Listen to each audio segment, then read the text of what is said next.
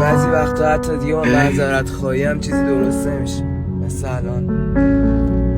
از وقتی که یادم میاد میگفتی که دورت آدم زیاد، تا میخواستم حرف بزنم بات میگفتی بس خوابم میاد.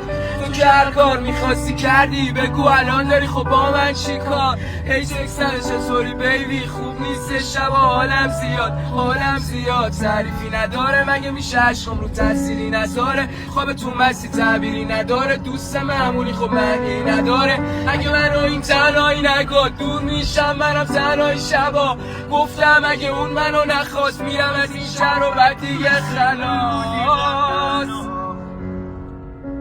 چقدر پشمرده ای امروز، بی معرفت تو واسه من پر بودی از من، مگه چی شد تو این یک روز؟